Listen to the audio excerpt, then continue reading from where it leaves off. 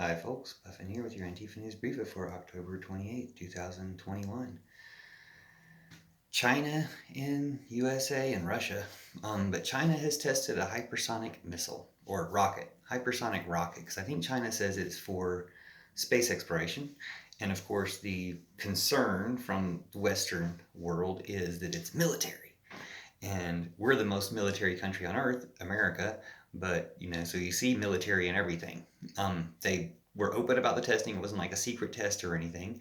So the fact that they did it openly was presented as a bad thing. Oh, they're so brazen or whatever. This was a news report with Jim Walsh, or an interview with Jim Walsh. It was the expert, I guess, presenting the kind of Western media point of view, not somebody who loves China like I do, but maybe not trying to be especially anti-China.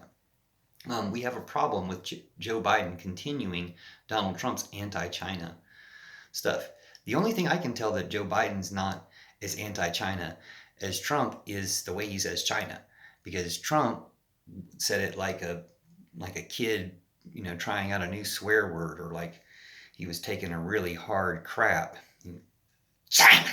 So Trump said it that way, but Joe Biden doesn't say it that way. But other than that, what's the difference? I mean, he just banned a Chinese telecom company, which, by the way, means none of your phones are going to work in about 2 months, I think, unless you change the SIM cards. Anyway, it seems like something else is behind that, besides just the racism against China. But it's always the racism against China. What are we worried about China for? Just that they're a rising economic power? It's silly. Like, we spend more on our military in America than the next 8 or 10 countries combined. It's ridiculous. We don't need to do that.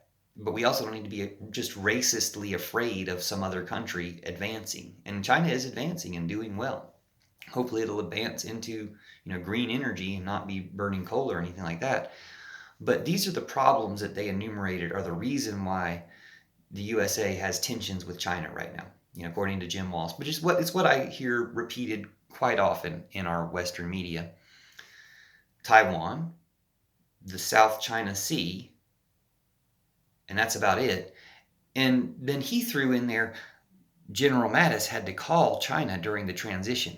That has nothing to do with China. And that's not a criticism of China. The reason General Mattis had to call China during the transition is because Trump was such a nut and so crazy with the nuclear codes that he had to let China know, no, we're not going to start a war.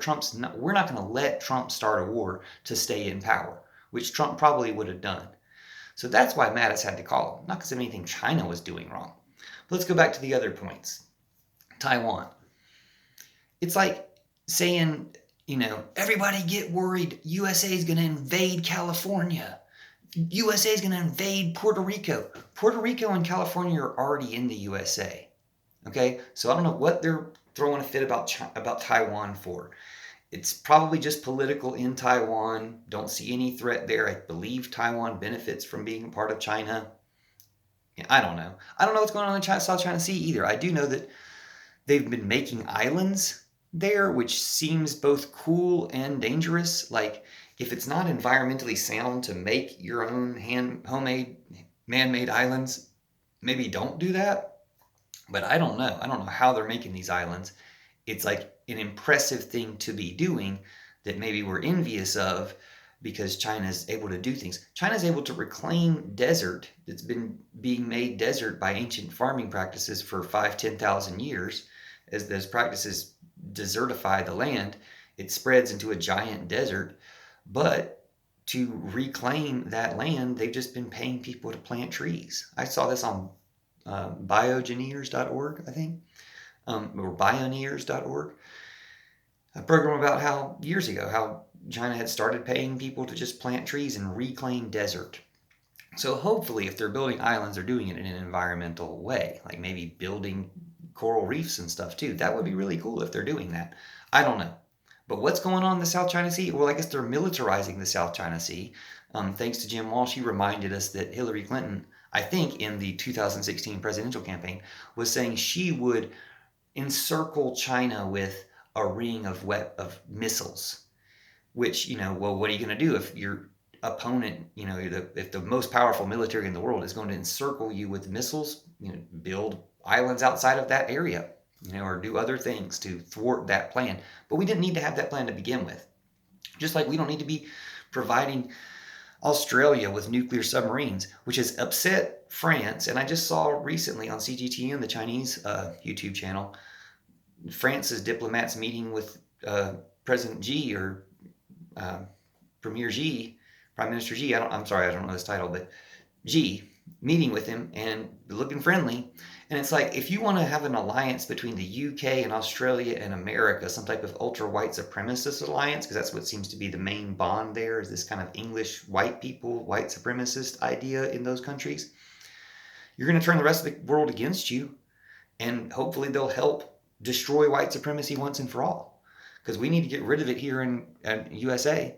And if you're just teaming up with Australia and UK to try to emphasize that, you're going to consolidate that, and it's going to be that much easier to excise from the planet. But point being, we don't need tensions, submarine tensions. Or if we're having submarine tensions, let me ask about Putin, because he's got a plan, or is currently developing a AI robot submarine, nuclear powered, nuclear armed, I guess, that can just nuke somebody, and then they say, oh, we didn't know it was the program, it was the machine. Just like Twitter's trying to blame the machine for promoting right-wing speech on their platform, which is how we got into this mess in the first place. If we just had free speech where everybody could speak freely, instead of leftists being banned and censored and suppressed, and right-wing being elevated to make everybody mad and produce engagement, is their excuse? If we just had that, we could have solved these problems. But who's invading other countries here? It's not China, it's Russia. Russia invaded Ukraine and took Crimea and all this stuff. Who's sabotaging our pipelines with hacking stuff? It's not China, it's Russia. Who took over our democracy through Facebook and gave us a terrible fascist president who was a puppet of Putin? Trump. That's Russia, not China. Who spreading these lies about the Trump virus so bad that it's become a genocide that keeps spreading around the world? That's Putin and Facebook. And now it's coming back to bite Putin because 1,000 people a day are dying in Russia, and he had to put Russia on lockdown.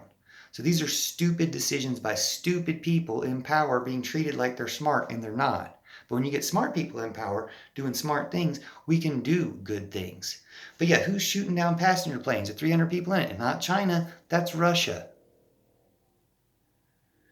Like, enough. Who's just propping up oil and, the gas and military industry by continuing to foster these terrorist groups like the Taliban and stuff like that? That's Russia. That's not China. That's Russia. And America, too, to a great extent. It's playing that same game. But we can change the game. And we need to.